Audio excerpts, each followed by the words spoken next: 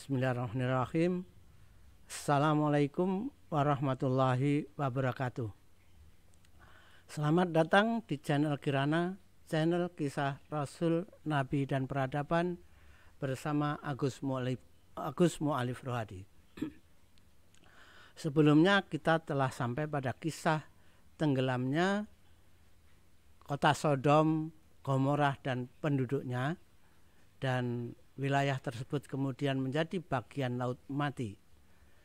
Namun Nabi Lut, dua anak perempuan, menantunya dan beberapa pengikutnya yang jumlahnya tidak sampai 10 orang selamat dari azab Allah terhadap kota dan penduduk Sodom dan Gomorrah. Nabi Lut sempat bertemu Nabi Ibrahim dan kemudian diajak ke rumah Nabi Ibrahim, namun tidak lama kemudian Nabi Lut pindah ke pemukiman baru di kota Zoar. Nah, di kota Zoar inilah kemudian lahir cucu-cucu Nabi Lut.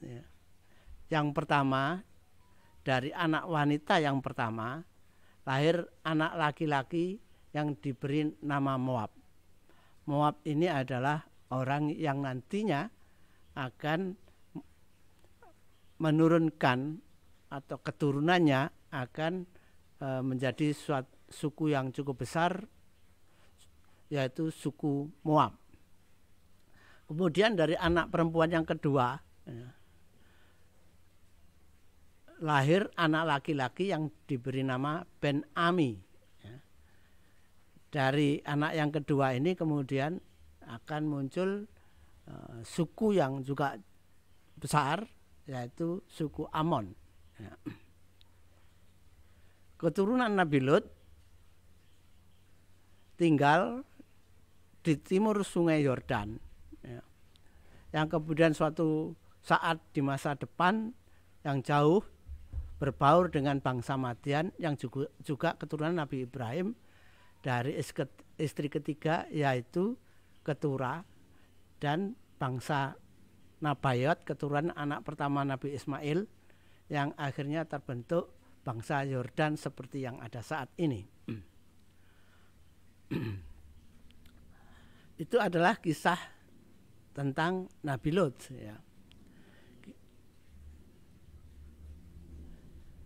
Setelah peristiwa Sodom, setelah peristiwa tenggelamnya Sodom, Nabi Ibrahim kemudian pergi ke Bakkah. Nah, pada saat pergi ke Bakkah itu maka muncul peristiwa kurban. Ismail awalnya akan disembelih untuk jadi korban, kemudian diganti oleh Allah dengan domba. Kemudian sebagai rasa syukurnya Nabi Ibrahim melakukan khitan kepada Nabi Ismail, dirinya sendiri maupun penduduk Bakkah. Setelah peristiwa korban di Bakkah itu, kemudian Nabi Ibrahim mengajak Ismail, Hajar dan beberapa orang dari Bakkah ikut ke Hebron untuk melihat Sarah yang akan melahirkan. Ketika sampai di Hebron, tidak lama kemudian Sarah melahirkan Ishak. Pada saat itu umur Sarah adalah 90 tahun. Pada saat kelahiran Ishak itu umur Sarah 90 tahun dan Nabi Ibrahim berumur sekitar 100 tahun.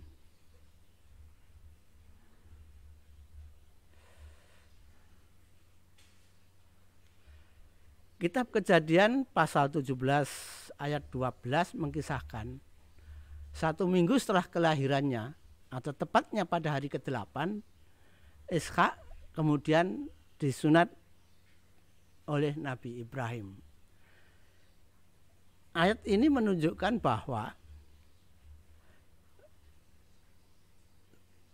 sunat telah dipraktekkan sebagai suatu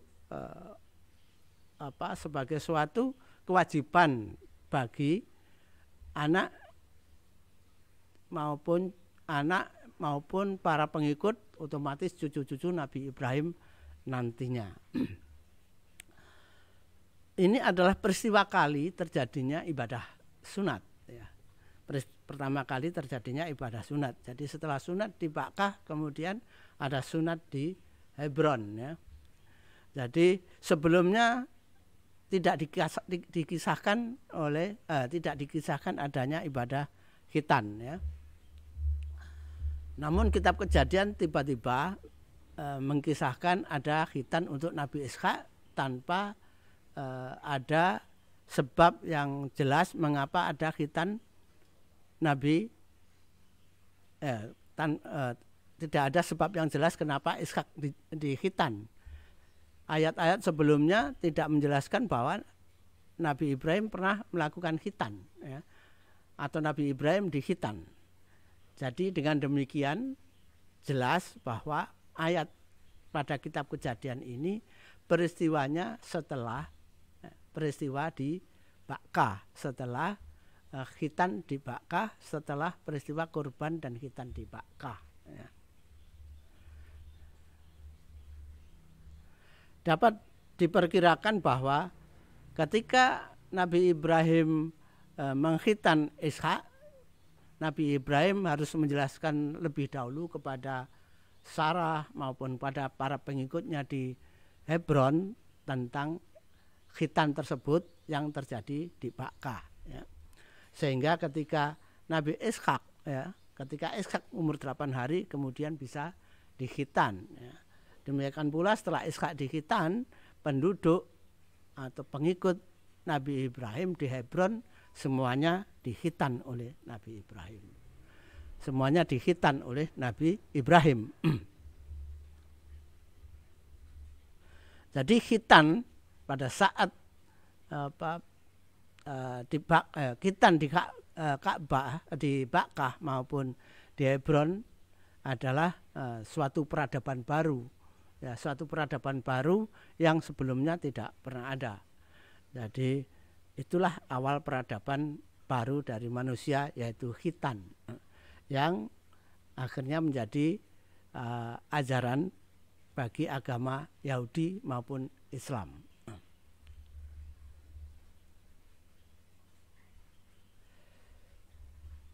Baik kitab Kejadian, ya, maupun Al-Quran tidak banyak mengkisahkan masa kecil hingga dewasanya Ishak. Ya.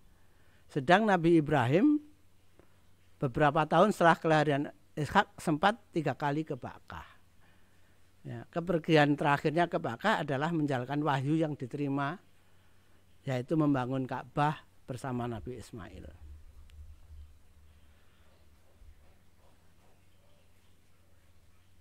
Tidak ada kisah masa kecil Nabi Ishak, namun ketika Nabi Ishak umur 37 tahun, saat itu Sarah berumur sekitar 127 tahun, Sarah meninggal. Jadi istri Nabi Ibrahim yaitu Sarah meninggal. Jadi dengan demikian baik Hajar maupun Sarah telah meninggal, ya. Sarah kemudian dikubur di Gua Makpela. Ya. Nah, kisah penguburan Sarah ini adalah menjadi juga suatu contoh, ya, suatu contoh bagi Bani Israel, ya, bagaimana mendapatkan perolehan tanah di Baitul Maqdis. Meskipun Nabi Ibrahim oleh Allah sudah dijanjikan bahwa tempat tersebut hingga sampai di Negev, ya, hingga sampai perbatasan gurun Negev itu menjadi tempat yang akan ditinggali oleh anak cucu Nabi Ibrahim. Namun demikian Nabi Ibrahim cara mendapatkan tanahnya adalah yang pertama ketika di Berseba adalah membuat perjanjian dengan suku Filistin, ya, perjanjian dengan suku Filistin, yaitu dengan kepala sukunya yang bernama Abimelekh, ya. Sedangkan ketika mengubur Sarah, ya, Nabi Ibrahim membeli tanah. Kenapa membeli tanah? Karena Nabi Ibrahim adalah penduduk nomaden, ya.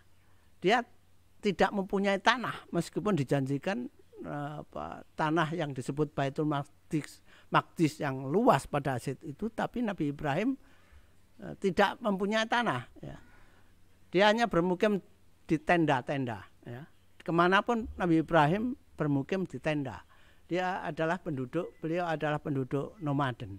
Sehingga ketika Sarah meninggal, Nabi Ibrahim membutuhkan tanah untuk mengubur Sarah, ya. Karena tidak mempunyai tanah itu, kemudian Nabi Ibrahim terpaksa membeli kepada orang Het, ya, penduduk Hebron dari orang Het, ya. Yang kisah membelinya ini dikisahkan cukup detail pada kitab Kejadian pasal 23 ayat 4 sampai 20, ya.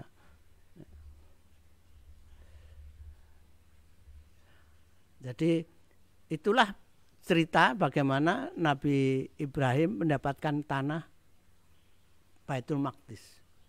Jadi meskipun saat itu Nabi Ibrahim pernah berjasa kepada suku-suku di situ dengan menyelamatkan penduduk Sodom dari perampokan oleh suku Elam dan pengikutnya cukup besar. Dengan perang dengan suku Elam itu menunjukkan bahwa Nabi Ibrahim mempunyai kekuatan kalau mau digunakan untuk mengambil tanah, ya. Kalau dipakai untuk mengambil tanah dengan paksa, Nabi Ibrahim cukup punya kekuatan untuk mendapatkan tanah itu.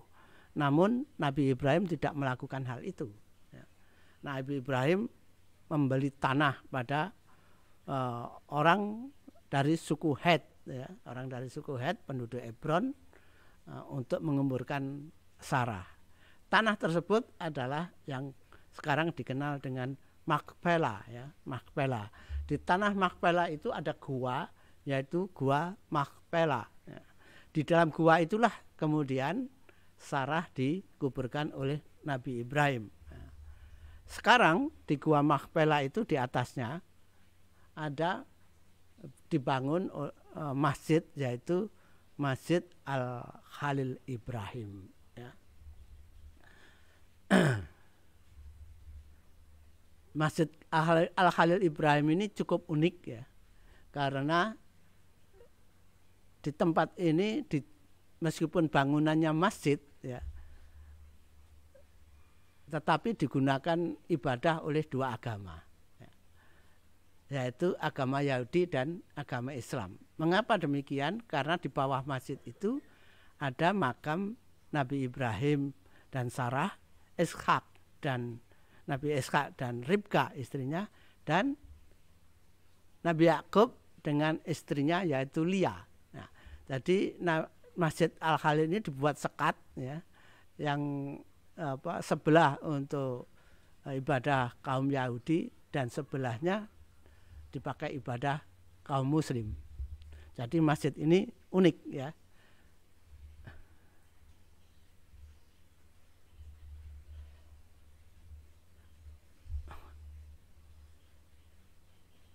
Setelah meninggalnya Sarah, ya, kitab Kejadian pasal 24, ya, kitab Kejadian pasal 24 ayat 1 sampai 67 mengkisahkan, ya, ketika Ishak berumur 40 tahun, saat itu Ishak belum menikah, ya.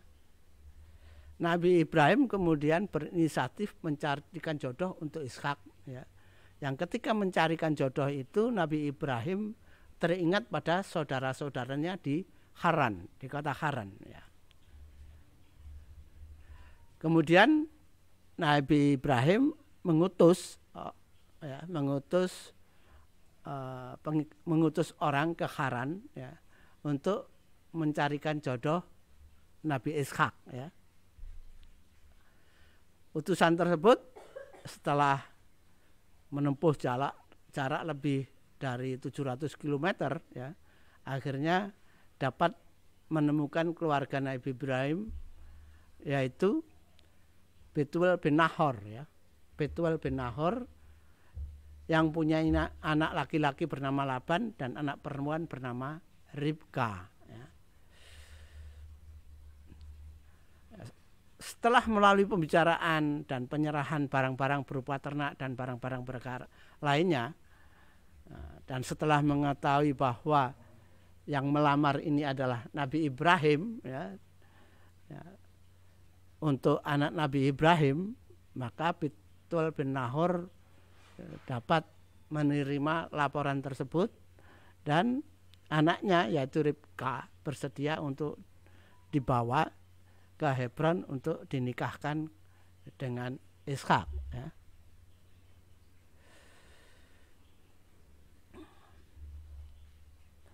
Cukup detail sebenarnya kisah nikahnya di Nabi Ishak dengan Ribka ya, yang dikisahkan oleh kitab Kejadian ya. Yang penting dari kisah dari perkawinan Nabi Ishak dengan Ribka ini adalah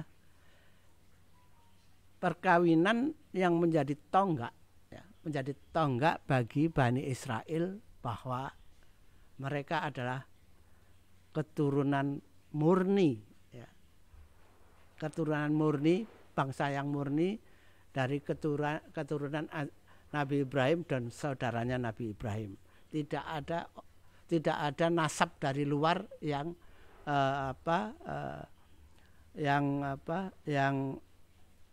yang berpengaruh ya, atau tidak ada nasab dari luar, tidak ada aliran darah dari luar yang menjadi darah Bani Israel ya. Bani Israel dengan menjadikan perkawinan Ishak dengan Ribka ini adalah sebagai tonggak perkawinan dari munculnya suatu bangsa murni yaitu Bani Israel ya.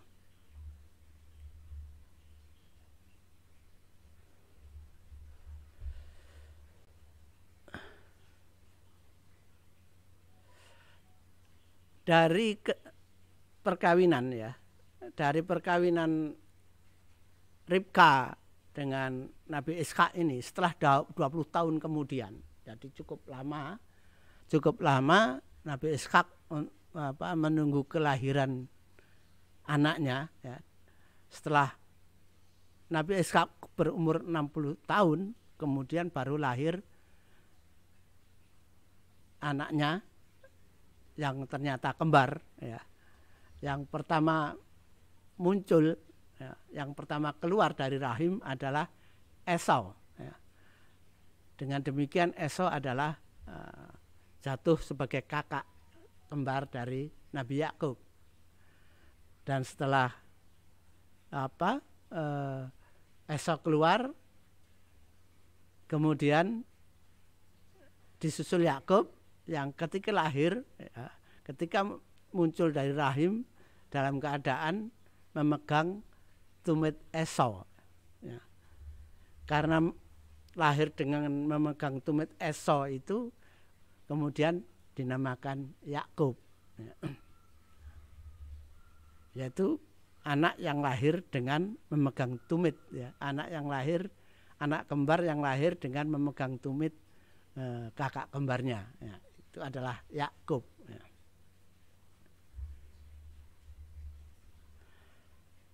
Pada saat kelahiran Yakub dan Esau, Nabi Ibrahim berumur 160 tahun ya. Nabi Ibrahim menyaksikan cucunya lahir ya. Sebelumnya menyaksikan cucunya yang lahir dari Ismail, kemudian menyaksikan cucunya lahir dari Ishak, yaitu Yakub dan Esau. Agak ke belakang lagi ada yang kelewatan, yaitu setelah Ishak dinikahkan dengan Ribka dan Nabi Ibrahim melihat kebahagiaan kehidupan Ishak dengan Ribka, Nabi Ibrahim kemudian mengambil istri lagi, yaitu yang dikenal dengan nama Keturah. Ya. Dari Keturah ini Nabi Ibrahim juga mempunyai anak 6 orang ya. Salah satunya adalah bernama Midian. Dari Midian inilah nanti akan muncul suku yang cukup besar ya, suku yang tinggal di timur Sungai Yordan, yaitu di Hijaz ya, di daerah Hijaz hingga sampai Teluk Aqobah yang disebut suku Madian. Jadi Midian inilah yang kemudian menurunkan suku Madian. Nantinya dari suku Madian ini akan muncul seorang nabi yang kita kenal dengan Nabi Syuaib. Ya. Kembali kepada Ishak, ya, kepada Nabi Ishak. Ya. Setelah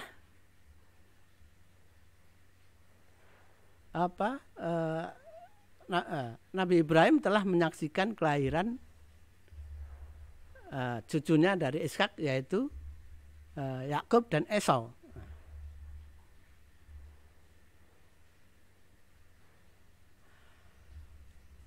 Ketika cucunya sudah agak besar, ada kekeringan di Hebron, ya, ada kekeringan yang musim kemarau yang cukup panjang, yang itu kemudian memicu Nabi Ishak ya, karena mungkin pengikutnya juga sudah mulai banyak, ternaknya juga cukup banyak, karena ada musim kemarau yang cukup panjang, kemudian agar tidak menjadi masalah dengan ternak para pengikut Nabi Ibrahim, maka Esau kemudian dengan pengikutnya pergi ke suatu tempat ya, di dekat Gerar untuk mencari pemukiman baru. Ternyata di Gerar kemudian bertemu lagi dengan Abimelek. Abimelek adalah nama gelar kepala suku. Jadi bisa jadi Abimelek yang ketemu Ishak ini adalah Abimelek yang sama dengan yang ketemu dengan Nabi Ibrahim, yang dengan demikian Abimelek ini adalah yang ketemu Ishak, Nabi Ishak ini adalah Abimelek yang umurnya juga panjang, mungkin sama panjangnya dengan Nabi Ibrahim, tapi juga bisa jadi Abimelek yang ketemu Nabi Ishak ini adalah anak dari Abimelek yang ketemu Nabi Ibrahim. Ya. Tidak dijelaskan secara persis ya, tapi ada dua kemungkinan itu karena sama-sama menggunakan Abimelek. Ya. Awalnya awalnya Nabi Ishak mengambil tempat yang kemudian Abimelek keberatan ya. Dua kali Abimelek keberatan terhadap tempat yang diminta oleh Ishak ya. Dan akhirnya yang ketiga ternyata Nabi Ishak sampai pada suatu tempat yang pernah dibuat perjanjian antara Nabi Ibrahim dengan Abimelek sebelumnya ya. Ya, itu tempat yang sudah ada batas-batasnya, yaitu Berseba ya, Berseba ya.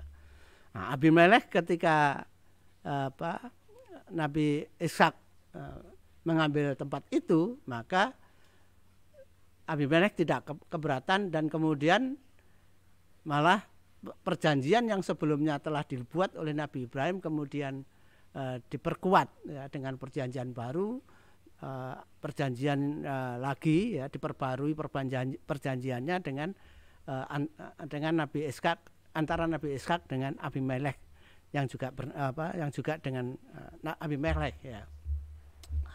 Tempat itu kemudian permanen menjadi tempat pemukiman Nabi Ishak ya, dan para pengikutnya, yaitu kota Berseba.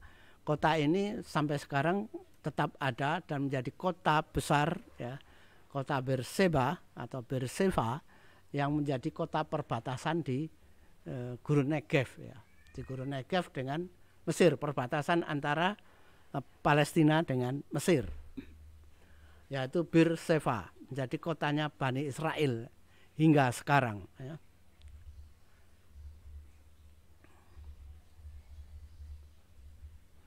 Perjanjian antara Nabi Ishak dengan Abimelekh ini kemudian dirayakan dengan suatu pesta yang cukup besar. Ini menunjukkan bahwa contoh bagi anak keturunan Nabi Ishak, keturunan Nabi Ibrahim, keturunan Nabi Ishak, bahwa untuk mendapatkan tanah itu tidak dilakukan dengan peperangan, tidak dilakukan dengan merampas, ya, tidak dilakukan dengan merampas hak orang lain, tidak dilakukan dengan membunuh, tapi dilakukan dengan perjanjian. Nabi Ibrahim maupun Nabi Ishak telah memberikan contoh kepada keturunannya bahwa untuk mendapatkan Baitul Maqdis tidak dengan cara yang menyakiti, tidak cara membunuh, tidak dengan cara menindas, tidak dengan cara merampas, yaitu dengan cara membuat perjanjian dan membeli, ya, membebaskan dari yang telah memiliki hak atas tanah sebelumnya. Ini adalah kota Berseva, gambar kota Berseva saat ini, ya, menjadi salah satu kota besar yang nyaris tidak ada konflik di sana, ya. Hampir tidak banyak terjadi konflik di sana. Itu di sebelah kiri ada kota Berseva saat ini dan sebelah kanan adalah kota Berseva kuno, tidak diketahui tapi ini kunonya seberapa jauh, ya. Tapi ini adalah reruntuhan kota Berseva kuno.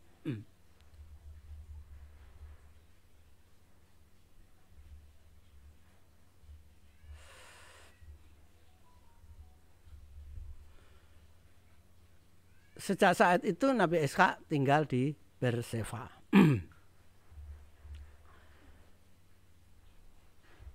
Sedang Nabi Ibrahim, ya, di Hebron dengan istrinya yaitu Ketura, ya, tetap di Hebron dengan istrinya Ketura yang mempunyai 6 orang anak, yaitu yang pertama Zimran, kedua Yoksan, ketiga Medan, ya, Medan, keempat adalah Midian yang tadi saya jelaskan telah menjadi leluhur bangsa Madian atau suku Madian. Yang kelima Isbak dan yang keenam adalah Su'ah, ya.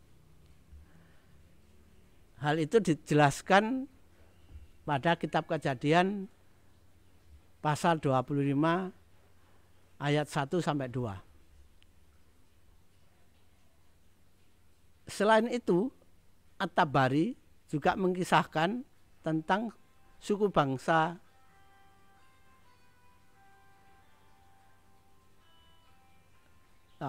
At-Tabari mengisahkan perkawinan Nabi Ibrahim dengan wanita lain.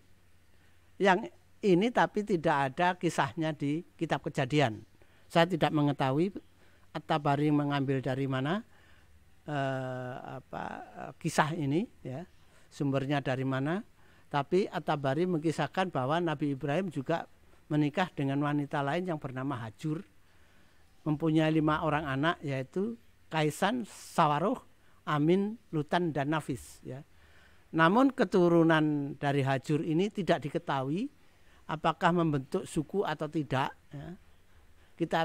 Kejadian juga tidak menuliskan perkawinan antara sedang kitab Kejadian tidak menuliskan perkawinan antara Nabi Ibrahim dengan Hajur, ya.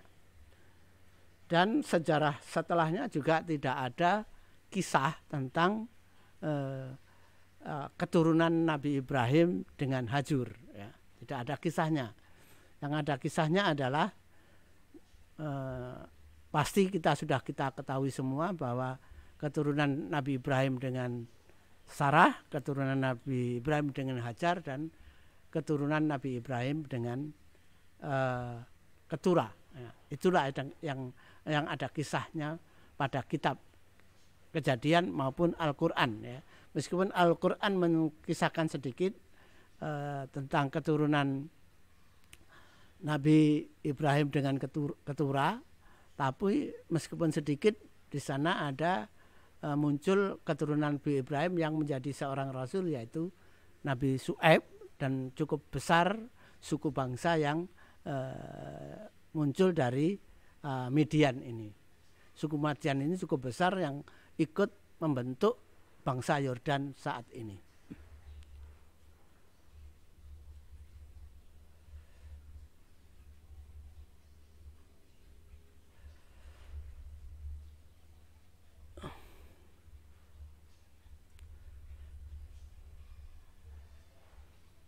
Suatu saat Nabi Ismail bermaksud pergi ke Hebron ya, untuk menengok ayahnya.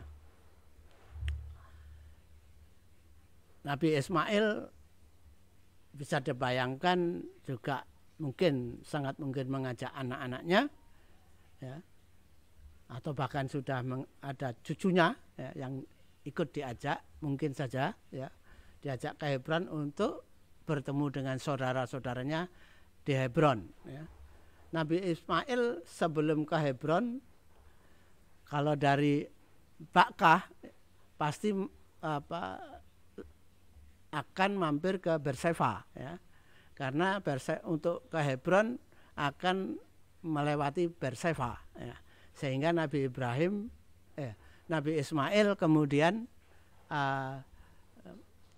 singgah di Berseba, menemui saudaranya yaitu Nabi Ishak ya.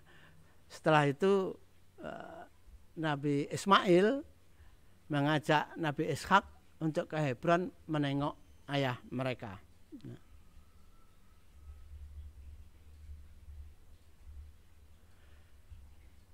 Diperkirakan kalau kita hitung dari umur-umur yang muncul di kitab Kejadian, maka peristiwa ini adalah terjadi sekitar 65 tahun setelah Nabi Ibrahim dan Nabi Ismail membangun Ka'bah di Bakkah ya.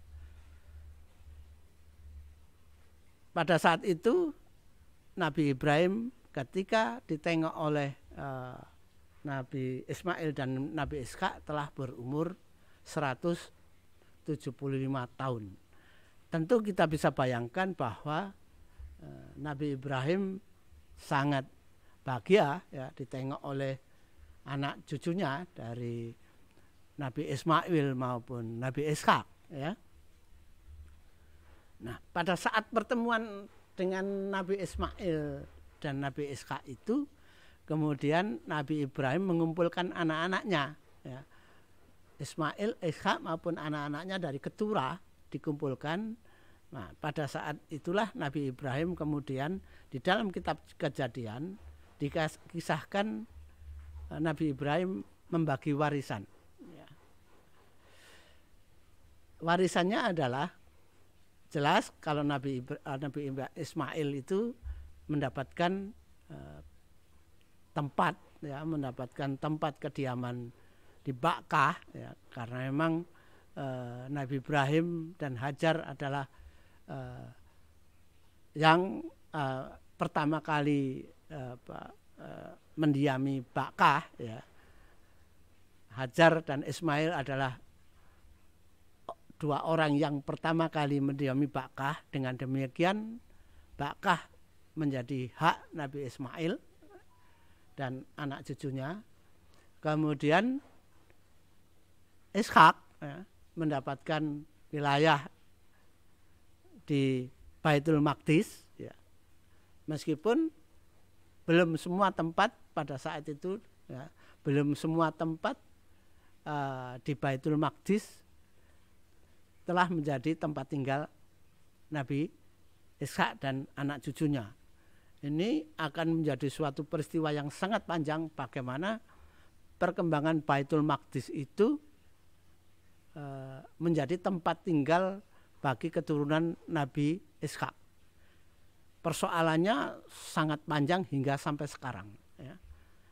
Hingga sampai saat ini. Mengapa ada persoalan yang sangat panjang? Perbedaannya dengan Bakkah adalah Kalau Ba'kah, Nabi Ibrahim, Hajar dan Ismail betul-betul membangun mulai dari nol dan tidak ada orang lain di sana. Tetapi ketika di Baitul Maqdis, Nabi Ibrahim dan Sarah adalah orang asing. Ya. Sebelumnya sudah ada suku-suku yang cukup besar di sana. Ada suku Filistin, ada suku Het, ada suku Amori, ada suku Hivitis, ya, Hititis dan lain-lain, ya, yang lebih dahulu jauh sebelumnya telah menimai tempat tersebut dengan suku-suku yang cukup besar di sana, ya. Sehingga nanti, ya, kisah berikutnya akan kita lihat bagaimana perkembangan Bani Israel akan menempati Baitul Maqdis. Banyak konflik di sana, ya, banyak konflik, ya. Karena sebab-sebab yang memang sulit dihindari akan terjadinya konflik, ya. Nantinya, ya, perkembangannya dapat kita ikuti pada kisah-kisah berikutnya, kisah-kisah Rasul berikutnya, ya. Namun Nabi Ibrahim mewariskan kepada Ishak, mereka boleh tinggal di Baitul Maqdis, ya. Ishak dan keturunannya mendapatkan hak untuk tinggal di Baitul Maqdis. Sedang keturunan Ketura disebutkan, ya, dalam kitab Kejadian bahwa keturunan Ketura mendapatkan tempat tinggal, ya, di timur Sungai Yordan. Nah, maksudnya adalah agar tidak terjadi konflik antara keturunan Nabi Ibrahim dari Ketura dengan keturunan Nabi Ibrahim dari Sarah, sehingga Nabi Ibrahim meminta kepada keturunannya Ketura agar nantinya bertempat tinggal di timur Sungai Yordan, ya. Tinggal di timur Sungai Yordan ini, ya, akhirnya akan bertemu dengan atau bersinggungan dengan keturunan Nabi Lut, yaitu suku Amon dan suku Moab. Nah, itulah kisah bagaimana munculnya suku-suku dan wilayah, ya, dan wilayahnya dari keturunan Nabi Ibrahim dan Nabi Lut, ya. Kalau Nabi Lut keturunannya ada di Sungai Timur Yordan, Nabi Ibrahim keturunannya dari Ketura juga berada di timur Sungai Yordan, ya.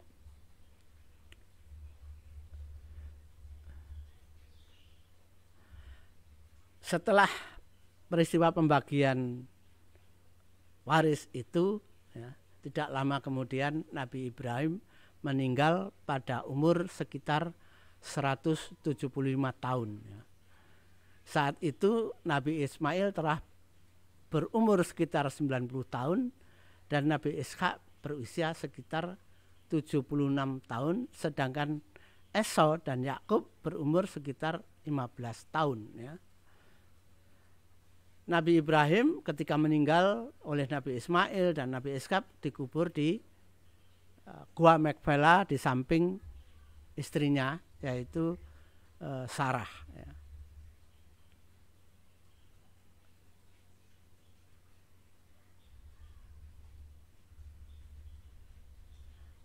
Nah, ini adalah yang saya tadi sampaikan, adalah Masjid Al-Khalil Ibrahim, ya. Yang di masjid ini, ya,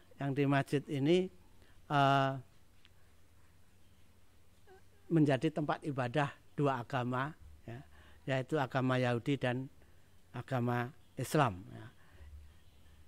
Itu yang sebelah kiri dari luar, pemandangan dari luar. Ini adalah yang sebelah kanan adalah bagian dalam dari Masjid Al-Khalil Ibrahim, ya. Cungkup-cungkup itu menunjukkan bahwa ada cungkup Ishak, ada cukup Ribka, ada cukup Ibrahim, ada cukup Sarah, ada cukup Yakub dan cukup Lia ya dalamnya.